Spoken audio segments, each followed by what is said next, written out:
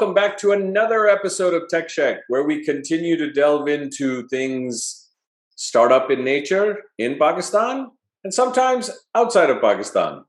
Today, I have with me an old esteemed colleague who's made a lot of strides in the corporate world and then decided, I want to write a book. So I thought it'd be fun to bring him on and let him share some of his perspectives. Please welcome Malik Sadiq. How are you, Malik? I'm doing well, Faruk. Thank you for having me over on the show. Looking forward to having a discussion with you. Likewise, Malik. Well, the nice thing, I'll disclose this to the audience. I've had the pleasure of knowing Dr. Sadiq for many years now and following his illustrious career, where he ended up leading the international division for Tyson. For those of you who don't know that, if you like meat, then you will have dealt with Tyson.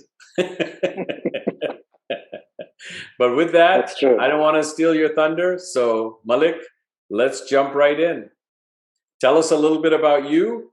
Tell us a little bit about how you're developing leaders.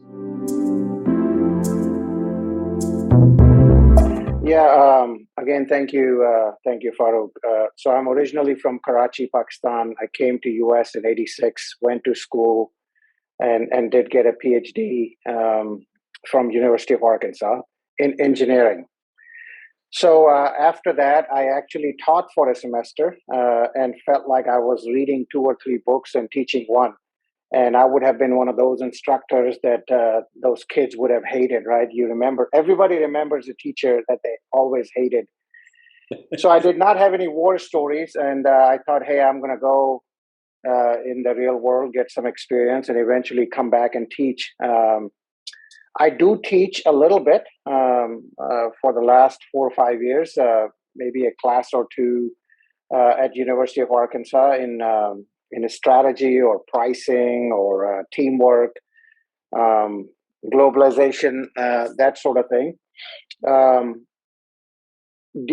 As I was teaching, these kids, I realized that there is a need for kids to learn how to lead other people. Especially as technology is evolving, we are finding young entrepreneurs who are starting their companies and do not have what it takes to lead people. And unless we figure out how to lead people, we will never be able to multiply and grow our companies, right? So I realize, especially for STEM majors and engineers or math majors or that sort of thing, schools are not teaching leadership. And I, for one, can't read too many books or too many pages on leadership without realizing that it was putting me to sleep.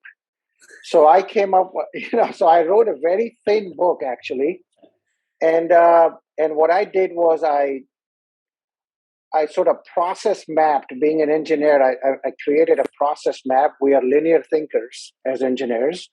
And so anybody can sort of follow this process. It's a 3-step process. And the book goes through step by step what you have to do to build trust. What do you have to do to create a shared understanding?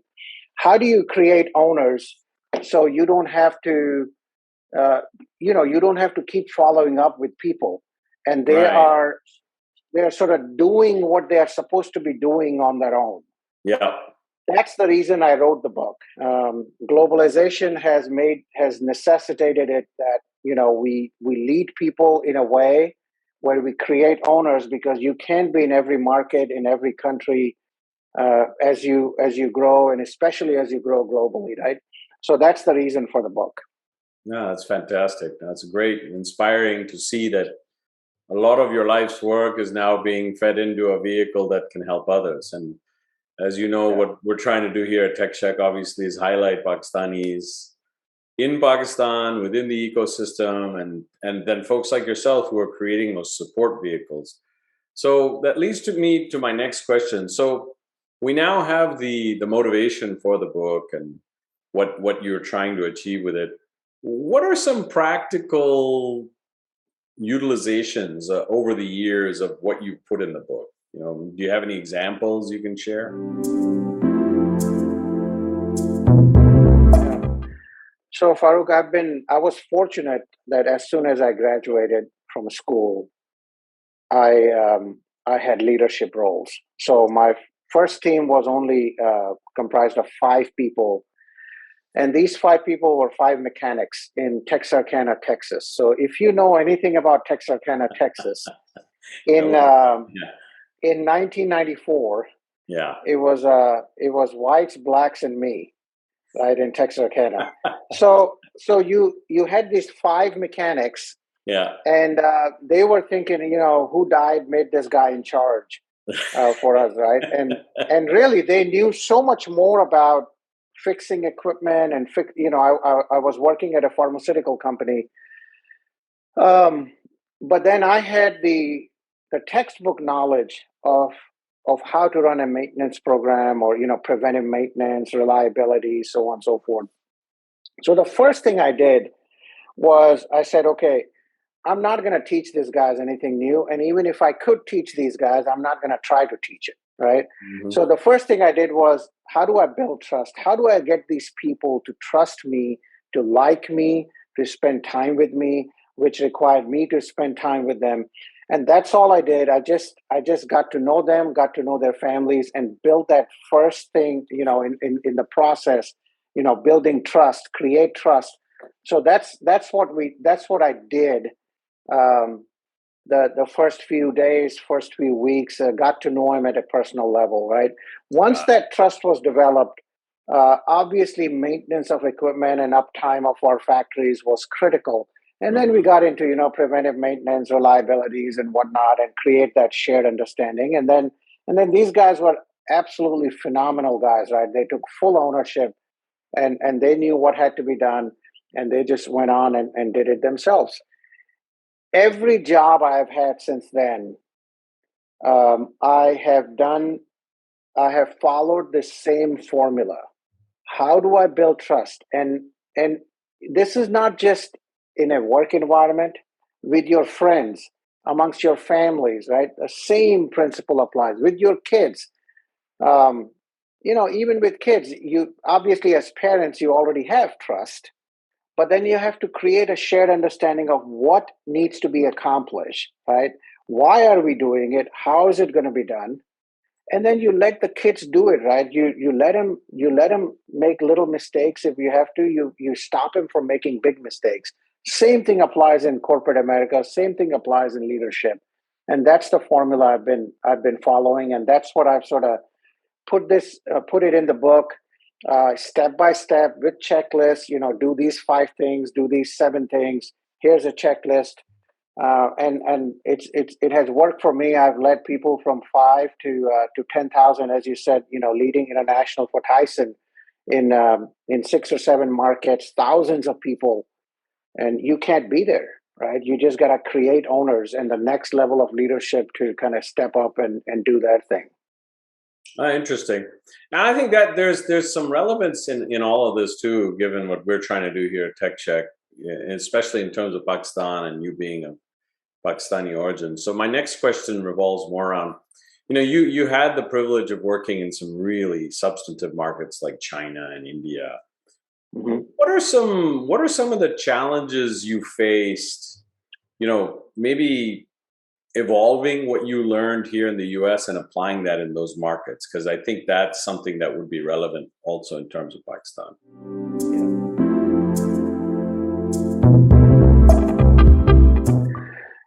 I realize that um, leadership really is very, very similar. The principles I talk uh, about leadership in this book apply globally. Right. I think how people react to it and how fast you can go through one step to the next step um, changes from country to country. Fair enough. As an example, in the West, especially in US, when I came here, immediately people were trusting me, right? You have to do something. You have to do some wrong to somebody for them to mistrust you. Fair enough. Versus when you grow up in Pakistan or India, you have to earn the trust, right? You Sure. talk about 5 cups of tea, and that's all you are doing is building that trust. So the first time I remember going to India, and I had my colleagues from Tyson there as well, and I was telling them, hey, we're not going to talk about business, right? We're just going to spend time getting to know each other. So you just talk about your family, their family, how their career, and just get them comfortable and just build trust, right? It was completely foreign to people from the West because they immediately wanted to get into how do we create joint ventures, who's going to own what percentage, how are we going to value the company, that sort of thing. So that's the difference. But so the speed of how you move through one process to the other. But really, leadership all comes down to building trust, create a shared understanding, and letting people do what they want to do. I remember in India, and I have never worked in Pakistan, but same thing will apply to Pakistan because we share the same culture. Um, Once people trust you, they would follow you off of a cliff, Sure. right?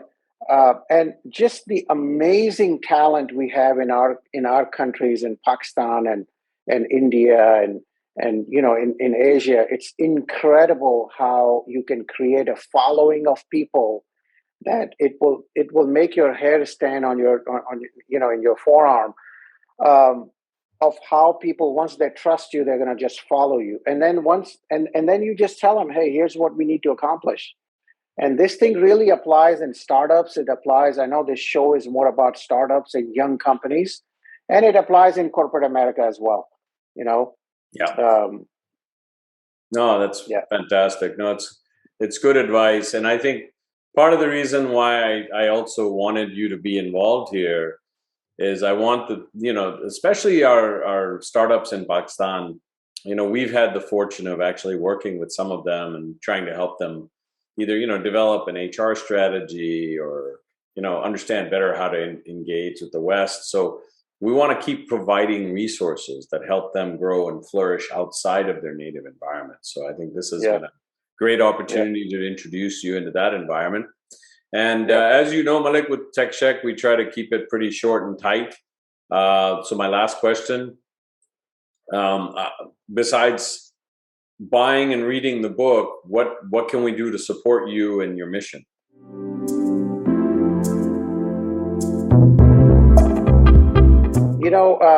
Before I ask for any support, obviously you can buy the book, right? And put a review on Amazon.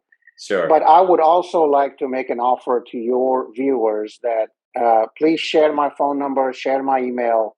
If they have any questions, if I can help any of your viewers in any way in helping them lead better, I now work for a plant-based startup, so I understand startup cultures and how to lead people there. I understand corporate cultures. So if I can help in any way your viewers, I would really appreciate it, right? Sure. And then in return, obviously I ask you to give this book a chance. I feel like I wish somebody would have told me the lessons I put in this book 30 years ago when I started my career. Sure. But yeah, so that's what I would like to offer, and please use my help, and I will do my best and to serve you, any of you who are the viewers, in any way I can. Fantastic. Well, much appreciated, Malik. I think we've all taken a lot from that country of ours, and this is just a small way to pay back. Every little bit helps. That's what I think is a good focus. So I really appreciate your, again, staying true to your servant leadership model. So Yeah. and with that, I want to first thank you very much for being on the show. Thank you for inviting me. Our pleasure. And to our audience, as you can see, always trying to bring you different perspectives, keeping it focused, but also giving you some things to think about.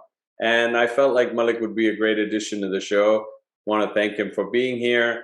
Last but not least, please continue to like, share, and subscribe, and provide us with more ideas on content. And with that, I bid you all Allah Hafiz. Allah Hafiz.